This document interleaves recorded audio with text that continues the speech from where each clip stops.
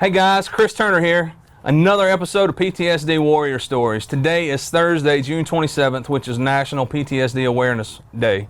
I got my buddy here, Scott Finley, from the Active Guard Reserve Unit here in Nashville, Tennessee. I met Scott at the VFW during the If You Drink video, and I got to mingle and talk with a bunch of the vets there and get some of their stories. I'm so glad to have him on camera. So Scott, tell us a little bit about where you're from, your service, and how you've struggled in the past with PTSD and how you've come to deal with it. Okay. Here. Well, thanks for having me, Chris. Little backstory about myself. I come from Northeast Georgia. Had a construction company. Watched a lot of young soldiers deploying and dying for our country, and didn't really sit right with me. So I went and signed up for the reserves to make myself available to do my part. Actually enlisted during Bush's troop surge.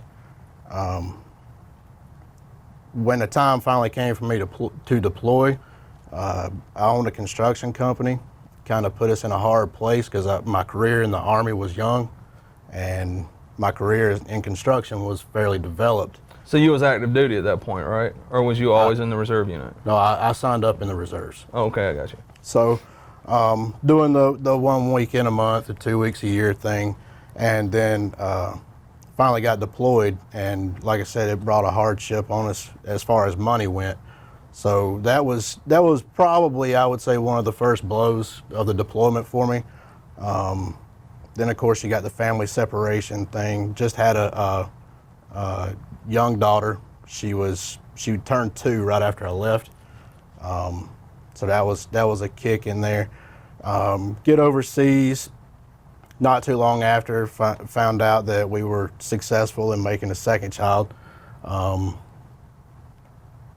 Anyway, things rocked on. Kind of got compartmentalized on a main base overseas, and kind of started losing my mind a little bit just because nothing was happening. Started volunteering for outward missions and stuff. Got to go out and see some good action, some good stuff, and then try to do my R&R around my second daughter's birth. I can't remember which one was first, whether it was my grandfather dying. My grandfather died right before she was born.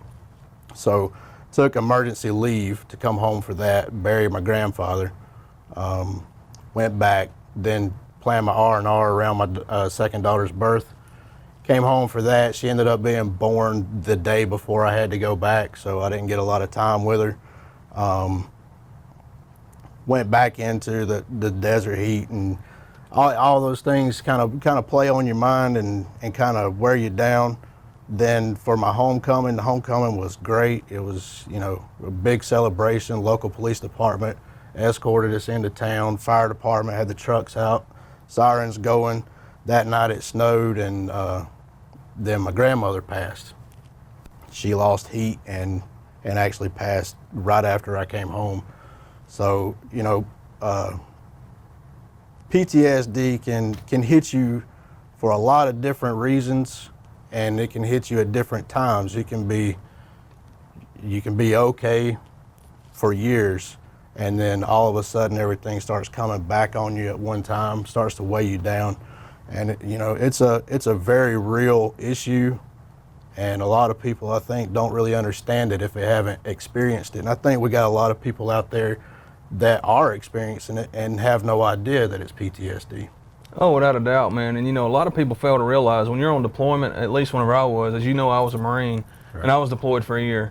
That family separation anxiety really eats at you, because I deployed 2 weeks before Christmas.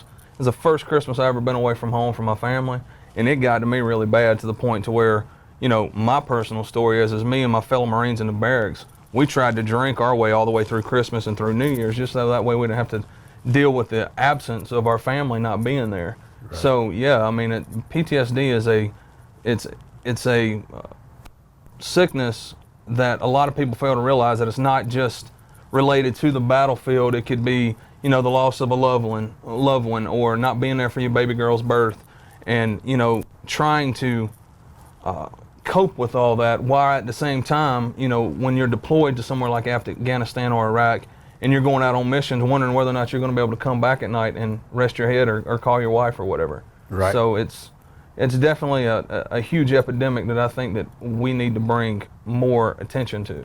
Right. And another thing a lot of people struggle with is the reintegration process. When I deployed, being a reservist, I deployed as an individual. So I didn't know where I was going in theater until I was in theater. When we landed and we were bused to Ali Al Salim, that's where we got our orders.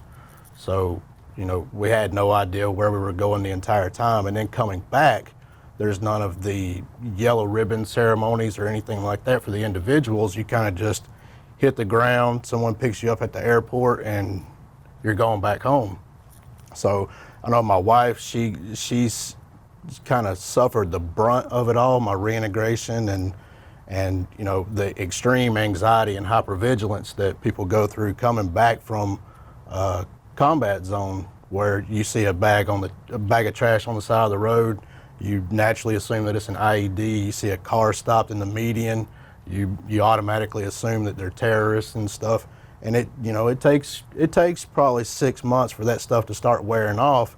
And then you have right the opposite problem where life becomes a serious bore to you because you no longer feed off the adrenaline, you're no longer feeling the anxiety.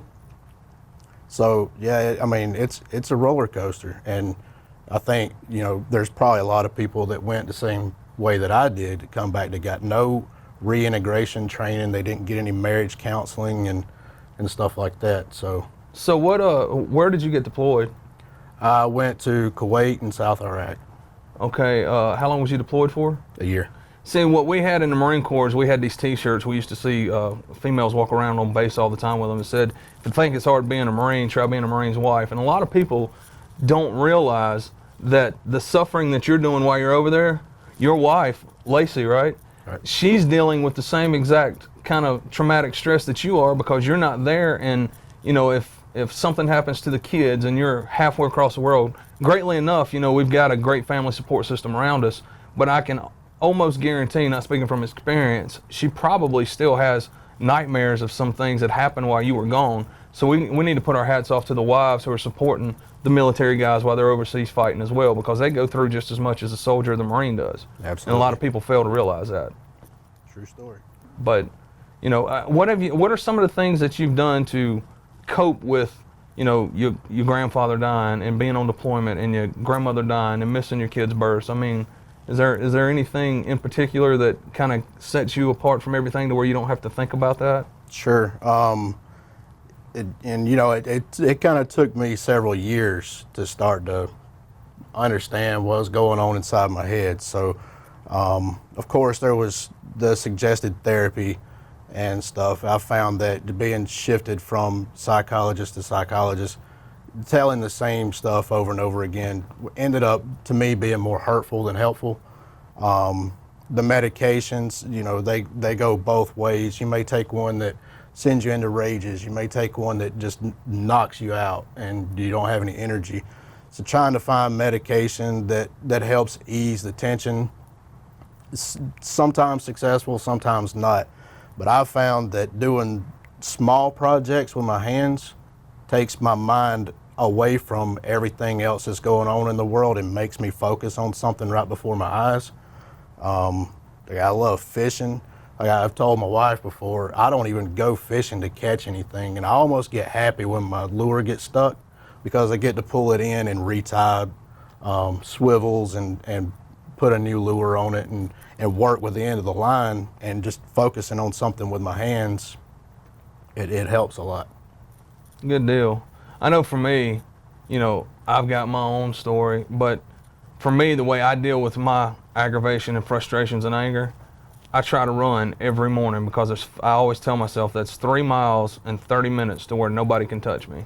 And I can sit there and reflect and get my mind circulating and deal with what I've got going on internally. So for me, that works. But like you said, I love to fish. I'd rather fish than breathe. Right. You know, I sit on the side of a boat and cast a line and wet a line. I think that's the good Lord saying, hey, here's your gold for the day, you know? Right.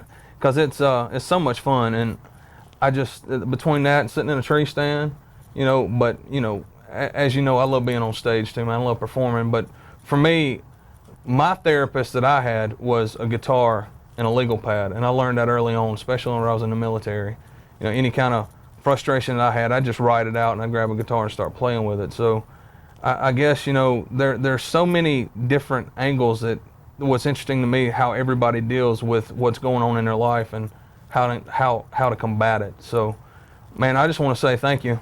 My hat's off to you, Mr. Scott. And you guys don't forget, today is National PTSD Awareness Day. Do some research on it, take a look around, and pray for the brothers and sisters in arms who succumb to this horrific epidemic.